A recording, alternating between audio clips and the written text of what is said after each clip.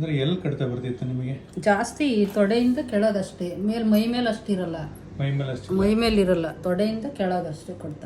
ಗುಳ್ಳೆ ಗುಳ್ಳೆ ಗುಳ್ಳೆ ಗುಳ್ಳೆ ಆಗ್ಬಿಡ್ತಾವೆ. ಇವತ್ತಿಗೆ ಎಷ್ಟು ದಿನ ಆಯ್ತು ಕಡಿತ ಶುರುವಾಗಿ? ಈಗ ಒಂದು 3-4 ದಿವಸದಿಂದ ಹಂಗೆ ಕಡಿತ ಬರೋದು, ಸ್ವಲ್ಪ ಹೊತ್ತು ಬಂದು ಹೋಗ್ಬಿಡೋದು.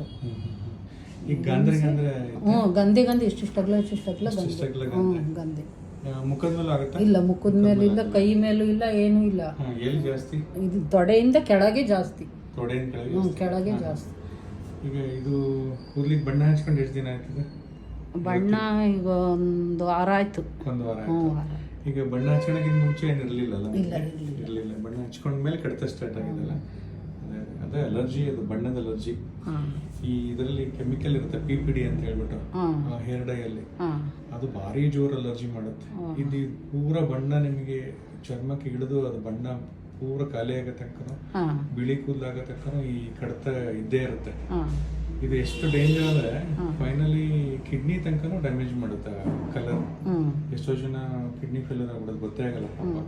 ಆಮೇಲೆ ಕೊನೆಗೆ ಗೊತ್ತಾಗುತ್ತೆ ಬಣ್ಣದ ಅಲರ್ಜಿಯಿಂದ ಆಗಿರೋದು ಅಂತ. ಅದಕ್ಕೆ ಆದಷ್ಟು ಯೂಸ್ ಮಾಡಕ್ಕೆ ಹೋಗ್ಬಿಡಿ.